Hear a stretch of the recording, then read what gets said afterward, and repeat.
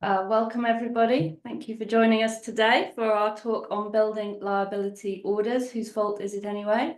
I'm Joanna Grant, Managing Partner of Fenchurch Law. I'm going to start with some housekeeping. To kick us off, this session is being recorded. The recording will be sent to all registrants in a couple of days. And if you do have questions, there is a chat function. So please do enter your questions. And if we have time at the end, we will turn to those. So we were keen to put on this talk following the first building liability order made under the Building Safety Act 2022. A long-awaited development by many. We are delighted to welcome as guest speaker Michael Levenstein of Gatehouse Chambers, who is instructed by the successful applicant, and he's joining us today for a discussion about how the courts are interpreting the legislation. We don't have slides today. This is a relatively interactive session. I've got questions for Michael, and I'm also joined by a colleague, Alex, and I have questions for Alex too. So let me start by introducing our speakers. Michael specialises in construction and engineering disputes and general commercial litigation. Michael's cases frequently involve high value and technically complex disputes, both in the TCC, as well as international litigation and arbitration. He sits as a TechBar accredited adjudicator, serves as a member of the Executive Committee of TechBar and on the Council of the Society of Construction Law. He was appointed to the Attorney General's Panel Counsel to the Crown in 2024. He's a contributor to a number of texts, including Construction All Risks and Construction Professional Indemnity Insurance by Sweet and Maxwell, and sits on the consulting editorial board for LexisNexis Construction. In addition to his practice, Michael's a visiting lecturer at the Bartlett School of Sustainable Construction, University College London. And Alex Rosenfield is a partner at Fenchurch Law. He specialises in insurance disputes for policyholders and is part of our construction and property risks team. He has a particular focus on high-value, complex property damage claims and claims under latent defect warranty policies. Topics close to my own heart. So welcome to you both. So building liability orders. It is uncharted territory. Certainly something recognised by the judge in 381 Southwark Park Road. She acknowledged at the start of the judgment that there is no procedural guidance and considerable uncertainty. As she kicked off the consequentials hearing by saying, she said, "We are making it up as we go along, you and me, Mr. Levenstein." And make it up they did. Resulting in the award of a building liability order in her ex tempore judgment. Now, before we turn to that, I need to confess that we have a particular interest in Michael's case because Alex and I pursued the same developer for many years. And so I'm going to start with my first question is going to be to Alex. And Alex, I'm going to ask you to give us details in brief of the claim that we acted on together. Thanks, Joe. You've set me quite the challenge to talk about Nova House briefly, but I'll do my very best. I think the best way to describe this case was the exam question of all exam questions on buildings that have various building safety defects. It had a bit of everything, and it kept us very busy for a long time, as you know, and will recall very well. So just by way of background, Nova House is a block of flats in Slough, which was built around 30 years ago as an office, and about 10 years ago it was converted into a block of flats. As with many other projects like this, the developer was a specialist purpose vehicle, an SPV, which was incorporated solely to manage and oversee the conversion work. The genesis of the claim and how we became involved was following obviously the very tragic Grenfell Tower fire in 2017. and our client, as the freeholder, as many other freeholders up and down the country did, they investigated the materials on the facade of the building. And unfortunately, they discovered that the combination of cladding and insulation materials was pretty much the same as what was on Grenfell. Not the same materials, but they had the same fire resistance and combustibility properties. So that was the start of, that's how things started. And in the beginning, we were looking at a claim against the insurer, the building warranty insurer, looking to recover the costs of removing the unsafe cladding with building regulation compliant safe material. But the problems didn't stop there, and that was pretty much the tip of the iceberg. What happened was the cladding problem, if I call it that, opened the floodgates to various other things that were discovered following further investigations. And with each additional investigation that was carried out, more problems were discovered. First, there was a compartmentation problem. Then there were issues discovered with the fire safety of the structural steel. And finally, there were a raft of other structural problems which came to light. The common theme there being that the building essentially couldn't tolerate the loads for which it was designed. We assisted our client to successfully claim against the insurer. And we also explored various claims against the third parties who were involved with the work, the project team.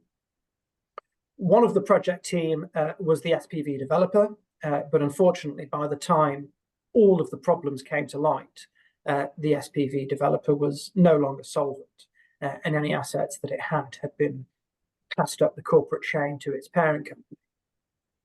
And that was a very frustrating situation to be in for our client, because given the insolvency of the company that did the work, and equally the lack of any insurance that might respond, that was pretty much the end of the story as far as the developer was concerned, and it wasn't then possible to go after its parent company. So thank you for that, Alex. So obviously the landscape's changed. Can you talk me through that? What are those changes, and in particular, talk us through some of the relevant provisions of the Building Safety Act? Sure. Well, building liability orders were designed to deal with exactly that problem I've just described, where we had a project carried out by an SPV which had limited assets or was insolvent. And the effect of that, which was a common problem for many construction projects, was that the real developer, so the developer that actually controlled all of this and had the money, was able to effectively walk away and wash its hands of this, and leaving those affected by the defective work to pick up the pieces. And that's the reason why BLOs came into existence. They essentially make the liabilities of one party also the specific liabilities of its associates. So it makes them jointly and severally liable. It's definitely one of the more, if not the most radical of the new mechanisms in the Building Safety Act, because it allows the court to do something which historically has only really been possible in very exceptional circumstances, which is to pierce the corporate veil. In order to establish your BLO, you need three things. You need a relevant liability. You need to show that the entity against which you're seeking the BLO is an associate of the entity that did the work. And finally, you need to show that it's just and equitable for the court to make the order. And I'll just run through each of those points in brief. As far as relevant liability is concerned, that can come into force either before or after Section 130 of the Building Safety Act became law. And there are three ways to show your relevant liability. Firstly, you can show that there's been a failure under the Defective Premises Act, which, as we all know, establishes the duty to build dwellings properly. Secondly, there's a liability under Section 38 of the Building Act, which, as far as I understand, is still not in force. Hoping Michael will nod his head there. He's nodding very gently. Thank you, Michael. And finally, you can establish your relevant liability if it results from a building safety risk, which is defined in the BSA as a risk to the safety of people in or about the building arising from the spread of final structural failure. I think that is perhaps the most interesting way to get home on this, because it brings commercial buildings into the mix. So whereas the DPA is all about dwellings, the final element here, building safety risk, isn't necessarily confined to dwellings. It seems capable of bringing commercial buildings into the fold as well. And that might not have been what was intended by those who drafted the Building Safety Act, but it's nevertheless what we've ended up with. So it's kind of slipped in through the back door. The second element here is that you need to show that the one body corporate is an associate of another. And that's all about control. So one body corporate is associated with the other if one of them controls the other. There are some very detailed provisions in the BSA about how you show control. I won't do a deep dive into that here, just save for pointing out that as well as the prescriptive approach, which I think is all about voting rights and share capital, there's also the much broader test of showing that a company has the power, directly or indirectly, to secure that the affairs of another company are conducted in accordance with its wishes. As I said just now, that sounds like a very broad test to us, which suggests that those who drafted the BSA intended it to be as far-reaching as possible. And thirdly, and most importantly, there's the just and equitable test. So the court can make the order where it's just and equitable to do so. There's no specific guidance in the BSA as to what just and equitable means. And so in theory, there isn't a limit as to the sort of factors which might be relevant and which a court can take into account. Thank you. So the little that we do know about the just and equitable test comes from a case called Triathlon, and derives from an application for a remediation contribution order, which is a different remedy under the Building Safety Act, but which also turns on whether the entitlement to that remedy is just and equitable.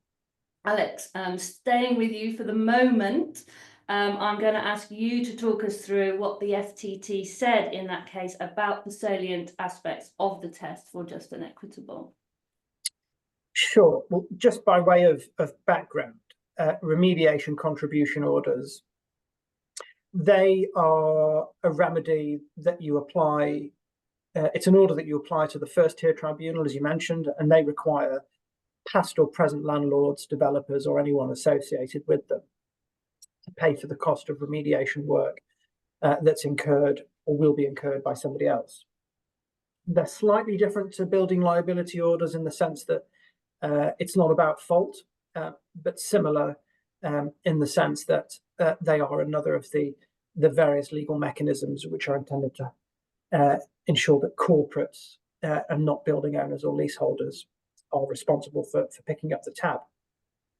And as you rightly said, both orders and the test to obtain both orders involve the just and equitable threshold. So the decision in this case, it's not directly on point because it's a different type of order, but it's still nevertheless quite illuminating as regards the direction of travel for BLOs, because it informs us which way a court might lean when considering if the just and equitable test has been made out. So just very briefly, this case was all about some blocks of flats in East London, which were developed to house some of the athletes who were participating in the Olympic Games in 2012. The applicant, Triathlon, was the co-owner of the blocks, and they discovered various building safety defects, which included ACM cladding. Proceedings were brought in the FTT against a number of parties, which included the developer and also another entity called Get Living. Now, the position as regards Get Living was quite interesting because, unlike the developer, they had no involvement in the work that was done. So they didn't design or build these blocks. And in fact, they only acquired an interest in them years after the work was done. And so on that basis, you might be tempted to see why they might say, well, hang on a minute, why are you coming after us? This isn't our doing, nothing to see here. And despite the court, or rather the FTT, accepting that indeed was the case, that they had no involvement in the work and that they only got involved many years later once the various apartments had been sold off. The FTT nevertheless found that it was just inequitable to make the order against them. And the thinking there was that Get Living acquired not only the assets of the developer when they acquired an interest here, but also its liabilities, which included latent and consequential liabilities for problems such as this. And I'll just read two very short quotes from the judgment, which are, the court found that it was not open to Get Living to ask that the timing and circumstances in which they made their investment in those assets be taken into account in determining whether it is just and equitable for the companies in which they invested to be the subject of contribution orders. And the FTT also held that irrespective of fault, Parliament decided that it is fair for those with the broadest shoulders to bear unprecedented financial burdens. So I think there are two takeaways from firstly, it seems to be the case that it won't matter if you weren't the company that did the work or had any involvement with it, and simply being plugged into a corporate structure months or many years after the work is done will suffice for the court to find that it's just and equitable. And also the reference to Parliament's view on those with broad shoulders tends to suggest that the deeper one's pockets are, which will often be the case if you're a wealthy parent company, the more likely a candidate you will be for the making of the order. So there is some interesting food for thought there as to how the just and equitable test will work in the context of BLOs. Great, thank you, Alex. So that was where the lie of the land stood until Michael's 381 Southwark Park Road case. A couple of points just to make before we turn to that. First of all, it's worth remembering that both Nova House and 381 Southwark Park Road are paradigm examples of the mischief the BSA was intended to correct, namely how to help leaseholders who have no recourse in circumstances where the developer responsible for the fire safety defects is insolvent, but where there is a parent company that was both involved in and profited from the development who should be held accountable. But as we'll come to later in the talk, that paradigm example certainly isn't how the Act is coming to be applied, and it certainly wasn't in a triathlon. Before we get to that, I'm now going to turn to our guest speaker, Michael Levenstein. And Michael, I'm going to ask you to talk us through the background to your 381 Southwark Park Road case, and including by reference to how you laid the ground for the BLO procedurally. And just before we get to that and into the details of that, Michael, I'd also like you to say something about the ex tempore nature of the judgment and whether it's ever going to be handed down formally. Over to you, Michael. Well, firstly, my thanks, Joe, to you and to Alex for having me this afternoon. It's a pleasure to be here, albeit in two dimensions. So far as the judgment in the Southwark Park Road case is concerned, the main judgment by Mrs. Justice Jefford pertained to a trial which took place across 3 weeks last year, with judgment in that main action being handed down last month in December, in which the claimant leaseholders were overwhelmingly successful in establishing liability against the freehold developer for flood damage, which took place throughout a block of flats. And very briefly, what happened in that case, very sadly, was this freehold developer removed a pitched roof on a block of flats in order to crane lift prefab modular units onto the roof level in order to add an additional story. That crane lift took place during the middle of a torrential rainstorm, deluging the building with water. Now, it turned out the defendants, the freehold developer and parent company, were found liable for various breaches of a freehold purchase agreement, an FPA, with the right to manage company which the leaseholders belonged to, in which the defendants had provided to undertake these building works with reasonable care and skill, as well as there being found to be breaches of leasehold covenants for quiet enjoyment to the various individual leaseholders claiming in their individual capacity. Now, I think, perhaps at the risk of sounding biased, that the judgment is subtly far-reaching in a number of other interesting ways, which are beyond the scope of today's talk, but which I commend anyone listening who was active in this space to give a read, because some of the other issues which were ventilated in Her Ladyship's judgment included questions like whether a guilty party in breach of contract can rely on a clause in that contract entitling them to rescind that contract at any time, including after breach of the contract. Also, what are the circumstances in which an RTM, which had yet to acquire the freehold in the now damaged property, had actually suffered any loss, separate and distinct from its constituent member leaseholders? And also, what is the process by which the court assesses quantum in attributing recoverable losses to the RTM as opposed to the individual leaseholders? Now, last month, shortly after a hand down of the main judgment, there was a consequentials hearing during which the judge also gave an extempore judgment, which Joe just alluded to. And during that extempore judgment, further ancillary relief claimed in the main action was also awarded.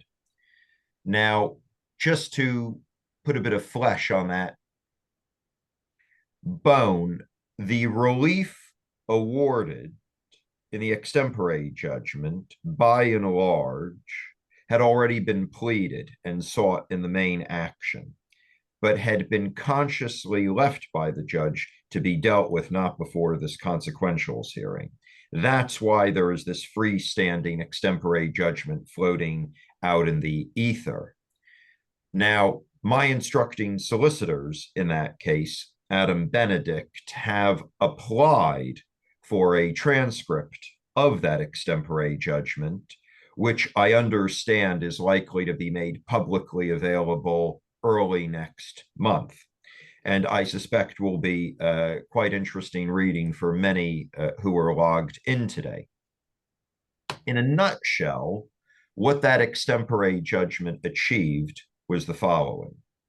Firstly, it awarded the very first building liability order under Section 130 of the Building Safety Act in favor of the claimants in the Southwark Park Road action, specifically in respect of Section 130, subsection 3, paragraph B, which is for a building safety risk, so defined as a risk to the safety of people in or about the building arising from the spread of fire or structural failure. Now, Her Ladyship found that that ground was made good because there was inadequate fire protection throughout the building, and the structural steelwork was inadequate, particularly the steel beams used to prop up the rooftop flats had insufficient bearing strength and were overloaded. The judgment also found that D2, the holding company, was associated with D1, which was a special purpose vehicle. Now, Alex has already mentioned the importance of association as a prerequisite to the award of a BLO.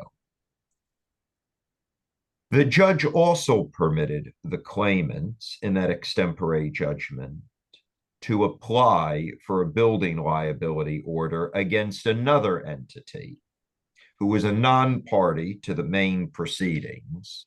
And in order to facilitate that, the judge joined that prospective respondent, who was another Click subsidiary within their corporate universe, and joined that party on its own motion to the proceedings in the main action. What was also done in that extempore judgment, if that weren't enough, interested readers, was to award the first ever information order against this anticipated respondent to a future BLO application. And I'll explain exactly what an information order is and the terms of the order that we were seeking. There were further interesting aspects, even of that extempore judgment, which again are beyond the scope of today's webinar, which I think justify reading, including the rather exciting, or at least exciting for my line of work, subtopics of indemnity costs being awarded against the defendants, the court's duty to consider whether a contempt of court had been committed if a false document was relied upon in relation to a party's right to represent in proceedings. And for you with more of a commercial bent on the call, the circumstances in which are somewhat atypical, a freezing injunction will be continued against a defendant post-judgment and after that now judgment creditor has gone into liquidation. And where, despite the benefit of the applicant retaining the freezing injunction, it is nevertheless simultaneously entitled to a release of its cross undertaking and to be repaid any fortification it paid into court. But if I do a half-decent job today, perhaps Alex and Joe will invite me back to discuss those matters, topics for another time. Joe asked, what was the procedural background? In Southwark Park Road, the way we did it never having been tried before, was to apply for a BLO as part of the pleaded Part 7 claim against the defendants. That is to say, a BLO explicitly formed part of the relief in the particulars of claim that were drafted. Now, originally, that pleading was confined to seeking a BLO solely on the basis of a breach of Section 2A of the Defective Premises Act. Now, as the proceedings evolved, that was subsequently amended to also include a BLO being sought on the additional ground of a building safety risk, which is the second limb under Section 130, subsection 3. So that was the procedural background whereby we sought it formally, Joe, in the pleading rather than some sort of interim or pre-issue application. Thank you. And then turning next to the building blocks for the award of a building liability order, as I understand it, the first step is to establish a relevant liability. Was that established in your matter?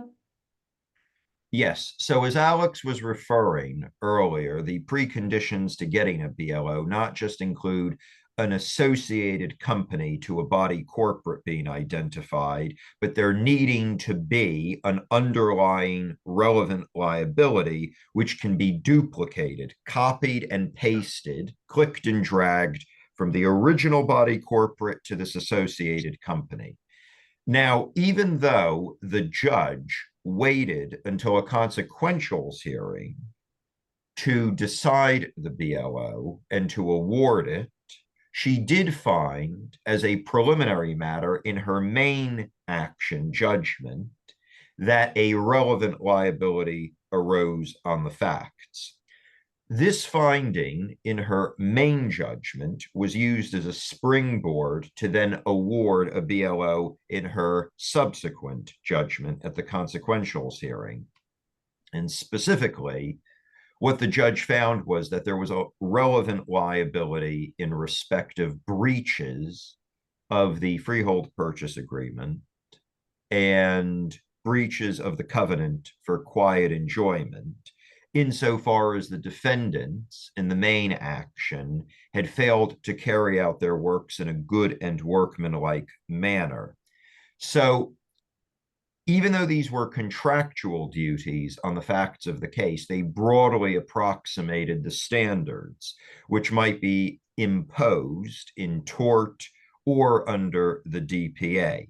And in particular, the judge was very critical of the defendants vis-a-vis steel beams, structural steelwork, which was badly packed and which was overloaded in terms of stress loads.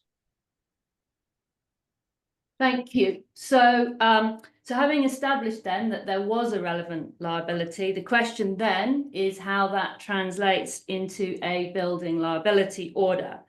And for those purposes, as I understand it, some of the key considerations include what is the proper procedure to adopt, and whether additional guidance has been given as to what constitutes an associated company, and perhaps what we're all most interested to hear about perhaps is what is the test for just and equitable. Absolutely. So there's quite a bit to unpack there, but I'll do my best. For starters, my clients in the main action had originally envisaged that the BLO would be dealt with in what I'll call the main judgment. Now, it's unclear if in future that will be the norm, and her ladyship simply didn't do things that way this time around, or if it will typically be the case in terms of sequencing that a BLO will be awarded in a discrete subsequent judgment, as was the case here. As I said, there was no freestanding application to make the BLO. It formed part of the pleaded claim. Now, in that pleaded claim, the judge went out of her way to make clear that she did not consider it necessary for the specific identity of the respondent or respondents to any BLO to be named at that stage in the pleading, in the particulars.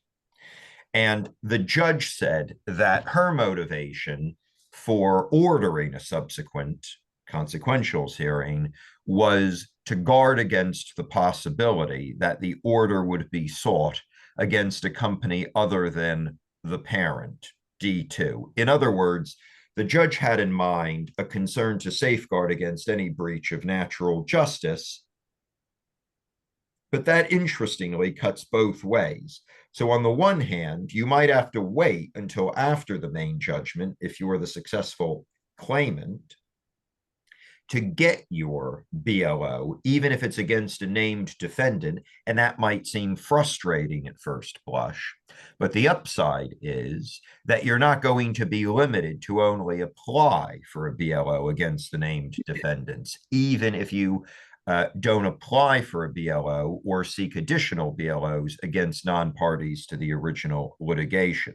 So swings and roundabouts. Now, doing the best I can, trying to read between the lines, I think that if the respondents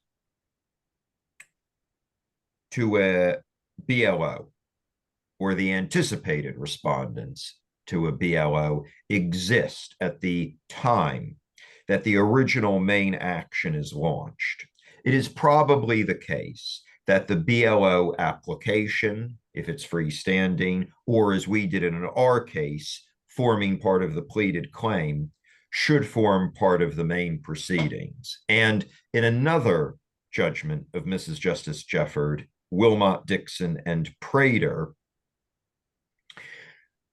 she effectively indicated that if you know who the likely target is of the BLO by the time of the main action, try and deal with that BLO at the same time. Now, how should one go about doing it in the main action? I don't know. Presumably, it could be a standalone application, or for sure, we know that it could form part of the pleaded relief in the main proceedings because that was successful as an approach, at least in the Southwark Park Road action. A BLO can clearly be awarded post-judgment. Not only was that the case in Southwark Park Road, but again, interestingly and tantalizingly, for those who are playing a game of musical chairs, trying to find the one party who might still have cash left in their pockets, it can be made in respect of non-parties to the original litigation. What did Mrs. Justice Jefford say about associated companies? Why were the claimants in Southwark Park Road successful in establishing that D2, a parent company, was associated to D1? Well, first we have to turn to section 131, subsection 1 of the BSA, which at its broadest says that a company is associated with another if one of them controls the other or a third body corporate controls them both. What were the facts in Southwark Park Road? Click Group Holdings, the second defendant, owned all of the shares in another Click company called Click Above. Click St Andrews, the SPV and first defendant in the main action, was a wholly owned subsidiary of Click Above. So we had a situation where the holding company owned, albeit indirectly, the SPV, and through that structure could secure the affairs of the SPV to be conducted in accordance with its own wishes.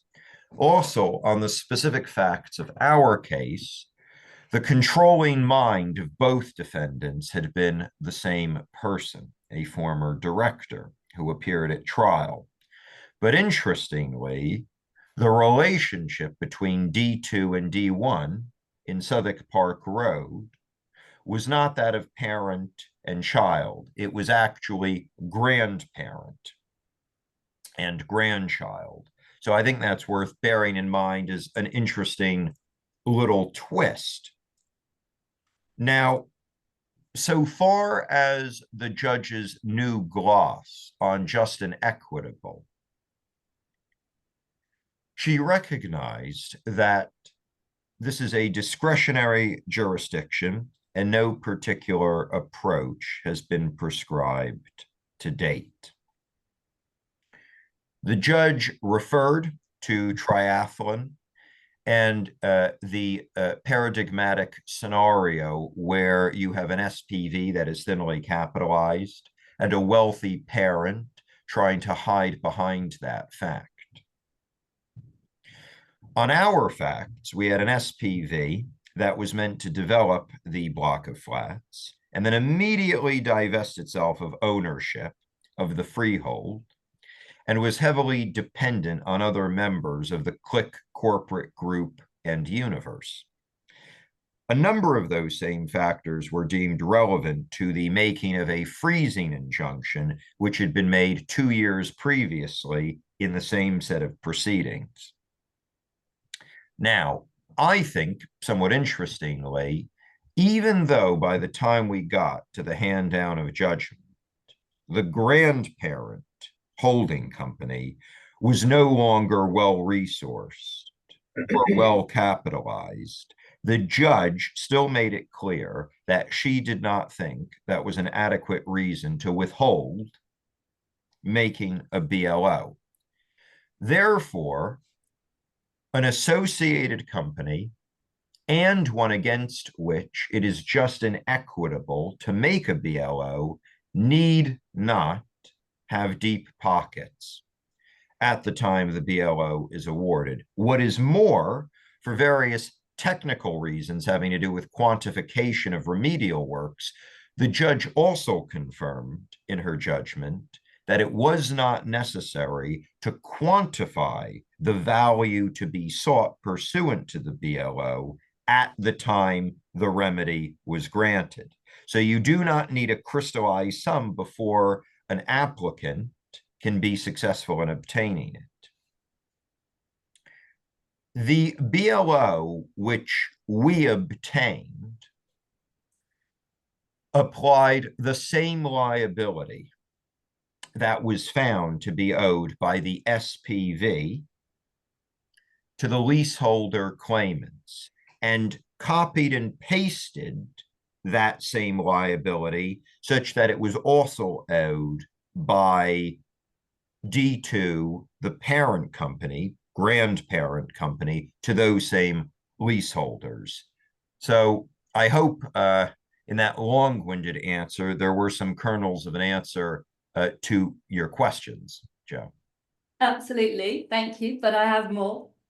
My next question is that one aspect of the relevant liability and the related BLO that I wanted to pick up on was its extent, because one feature of the Southwark Park Road judgment was that it was largely focused on certain water ingress issues that did not relate either to they were not a building safety risk. That is, they were not a risk to the safety of people in or about the building arising from the spread of fire or structural failure. So what I was interested to explore further was whether the Building Safety Act and BLOs can act as a gateway to losses outside that, that is, to recovery of losses that do not fall to be considered a building safety risk. So if the question is, can a BLO act as a gateway to recovering non-building safety losses, the answer is, I'm not sure. The longer answer is, on our facts, in this case, the answer was no. However, in light of the judge's reasoning, then it possibly might be the case on different facts. So let me explain why I say that. Mrs. Justice Jefford found that there was no relevant liability in respect of breaches of the Defective Premises Act, only in respect of building safety risk, which one will recall concern risks to do with structural integrity of a building or fire safety. Accordingly, any losses that were recoverable pursuant to the BLO that she awarded in this action were limited to the cost of rectifying those specific building safety risks. If, however, on different facts, the relevant liability which had been found had also given rise to a breach of the DPA, then one would think, I think, that at least the losses arising from that DPA breach, insofar as that also amounts to a relevant liability, would also be recoverable pursuant to a BLO. Bear in mind that what may amount to a building safety risk, as a matter of fact, may be different from what amounts to a breach of the DPA, which is arguably quite a bit wider. Now, I don't think the judge reaching that conclusion was a foregone conclusion, because when you read section 130, subsection 3 of what a relevant liability is, it is defined disjunctively in the or rather than and sense. That is to say, a relevant liability is established if either a DPA breach or a building safety risk is found.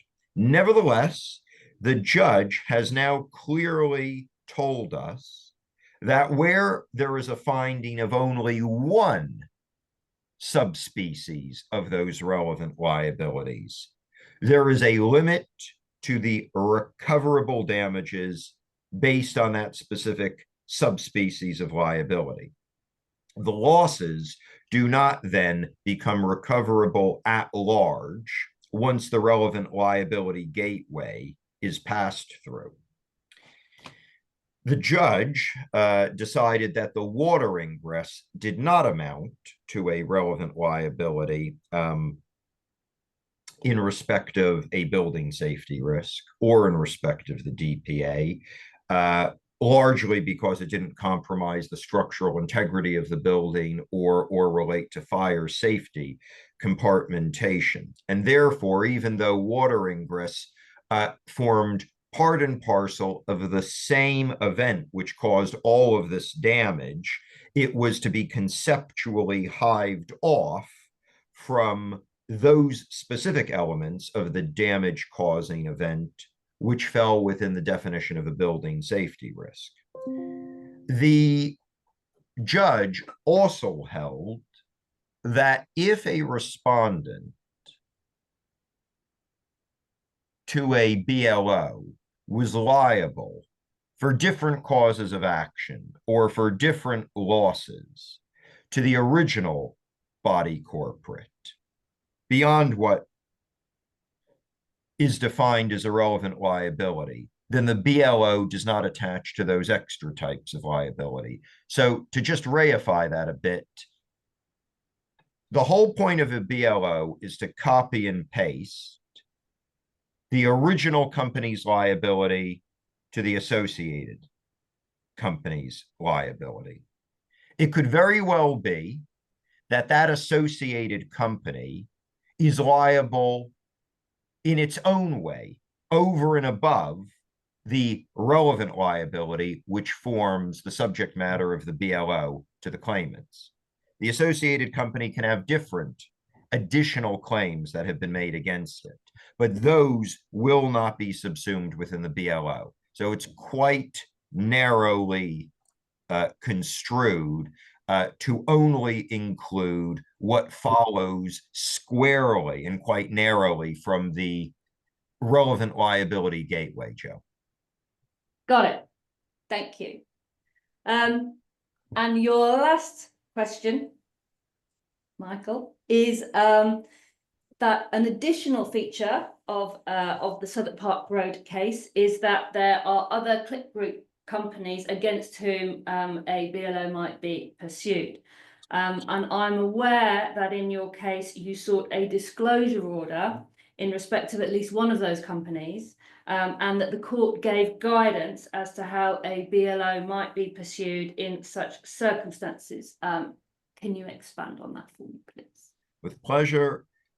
I think that the information order regime under Section 132 of the Building Safety Act has been given insufficient attention as a powerful remedy by aggrieved applicants to obtain information in pursuit of a viable claim, because often with these parties trying to move money around like musical chairs from one entity to another within a corporate group, there is usually a corresponding degree of information opacity. So an application was made for financial disclosure under Section 132 against a non-party to the litigation, but which was a Click subsidiary, another Click subsidiary. And the reason this application was made was because there had been repeated orders made in the context of this long-running action for similar information against the defendants proper, the parties to the litigation, which were ancillary to a freezing injunction which had been made. And these ancillary orders for information and financial disclosure pursuant to the freezer were not complied with. So we tried to flex our muscles and see if we might have better luck in getting a practical remedy by way of an information order. This was not made pursuant to a formal N244, but was the subject of submissions at the consequentials hearing. And the reason it was made factually is because when the BLO was first being applied for or claimed, more technically, accurately, claimed rather than applied for, the most valuable assets in question were thought to belong to the parent, or specifically grandparent, company/defendant. By the time the BLO had actually been made, it transpired that these most valuable assets, which were a property portfolio, had been transferred to third parties, in particular, Click subsidiaries, and then on to fourth and fifth parties, which were unconnected with the Click corporate group. So to try and keep track of where these properties had actually ended up, this information order, this IO, was applied for, seeking information such as the consideration which had been received for the sale of these numerous properties, an explanation for the timing of the sale, where its propriety was being questioned by us, with a view to trying to determine if it could be unwound, this web of transactions, all of which took place after the trial had concluded, but before judgment had been handed down, and to have a detailed financial picture of the transferor's position at the time of the divestment of these assets, to understand its asset and liability position, and whether or not this was an attempt to asset strip. And in order to facilitate this information order, which the court granted, this third-party subsidiary was joined to the main action on the court's own motion, so that procedurally it could be validly made the subject of an order of the court. And the IO was awarded with a view by the judge to, if the information that was received was helpful, it then being envisaged that the claimants could then pursue a BLO against that third-party subsidiary, assuming, of course, that it might have still had assets, or if it didn't still have assets, it had asset stripped itself so that those transactions were reviewable and might be capable of being unwound. So in a nutshell, that was quite a powerful arrow in the quiver, which can aid to determining if and when a BLO should then be pursued. And happily, it was a remedy awarded in this case. Thank you, Michael. Thank you for your valuable insights into Southwark Park Road. Turning back to you again now, Alex.